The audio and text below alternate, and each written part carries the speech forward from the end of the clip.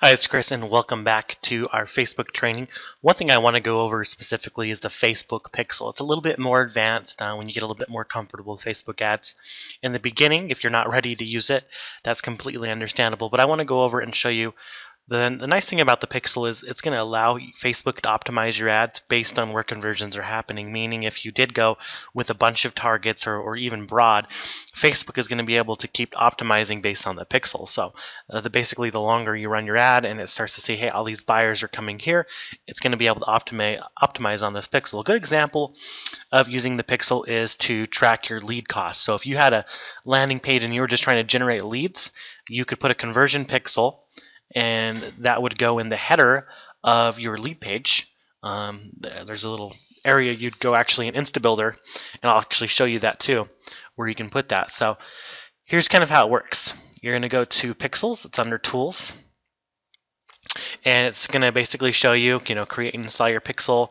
Just very, very quick to use. They have the new pixel, which is awesome, and then it even tells you right here, the pixel automatically tracks visits across your website. You can add event tracking, such as a user making a purchase or a lead generated.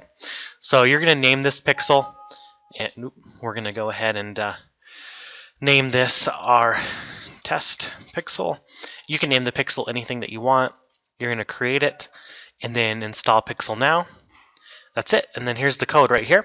So this pixel is going to, every time this pixel fires, you usually don't want to put it on the main page, but you want to put it on the page where the action actually happens. So after the user opts in, this pixel would be in your header code, and you'd be able to track leads.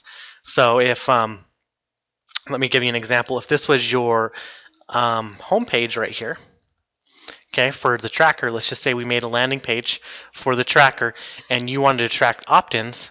So here we are collecting email addresses. This is one of the landing pages that we use. After the user opts in, the pixel would be in the header of that. So basically, just to show you where that would go, I'm going to log in and show you, just to give you guys an idea.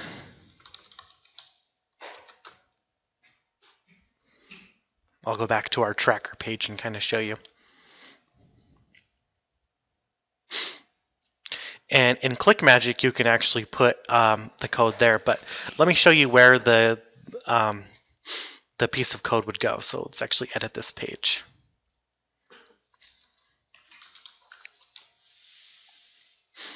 I'm going to go through InstaBuilder. So yeah, that's the great thing about most site builders are so easy to use.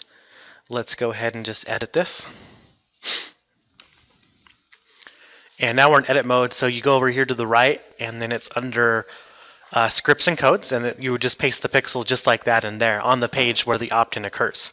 So it wouldn't be on this page, it would be on the page after if you're tracking leads or where the event happens. So that's basically, and then your ad is going to keep optimizing for that pixel. So that's something that's really powerful that we use.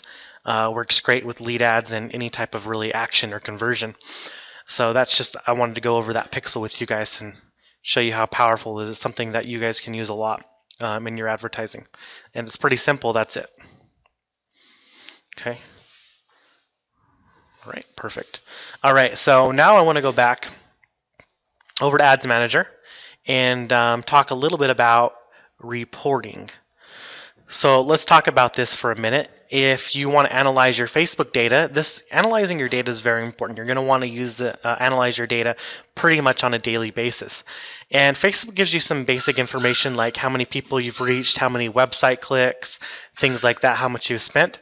But what you can do is you can go over here to columns and you can customize the columns to show more data.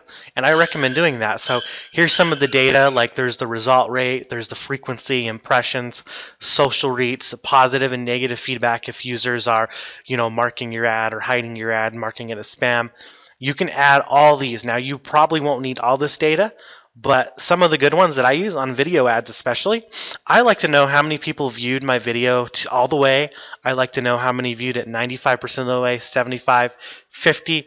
And these are the people you really want to go after because they're engaged. And so what you can do is if you know how many people viewed your ads 75%, you can retarget those people. Why would you want to retarget ones that only viewed 25%? So you can actually go after people that viewed 95% of your video. That's really powerful. I want you to keep that in mind when you're doing video ads. So there's all this different things. You can figure out your cost per 10-second view. This is all data we can add. Your cost per website action if you're tracking, and you're going to want to add, some of the ones that, some of the data that you're measuring. Obviously, you're not going to add all of these because that's a lot of information to look at, but those are the big ones, and it just depends on what type of ad you're running.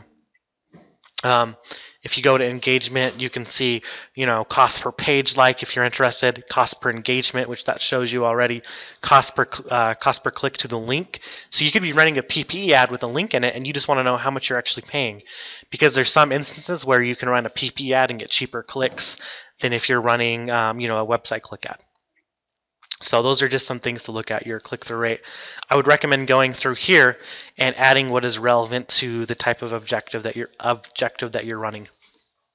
And that's how you run the reporting. And then when you're done, you just hit apply, and then it's going to bring up all these other columns. So let's just scroll this over, and I'll show you that you can see now all this other data. But the data is not relevant for the campaigns that we're currently running, but this kind of gives you just a broad idea. So that's how you look and analyze the data in Facebook. I hope you enjoyed the Facebook section of the course. There will be more trainings in the group. We're always going to try to provide more examples and things like that because things change all the time. And just the best advice I can give you to go out there and crush Facebook ads is you just got to test. And some of the tips I want to pull up really quick when you're analyzing data is just understand what audience age group is responding to your ads. Because if you have an ad running and you're targeting ages 24 to 65, but you realize that only ages 25 to 35 are responding, then you can create an ad targeting only 25 to 35. And if you know that only males are responding, then you can target just males. And then at the end of the day, if you're tracking conversions, which is very important, you want to track who's actually buying or opting in. You can then optimize based on, is it mostly males or females? Is it split? If it's split down the middle, then you can target both. And then, even country, even targeting as specific to the state. So there's a lot of testing and drilling down that you can do on Facebook ads. But a lot of that comes with generating the data. And a lot of that is going to vary based on the type of campaign you're running. So it's very important to analyze data that's going to help you with your campaigns. In the beginning, just start small and you'll be able to scale it big. Thanks for watching, and I hope you enjoyed. We'll have some more value and content in the group and some future updates.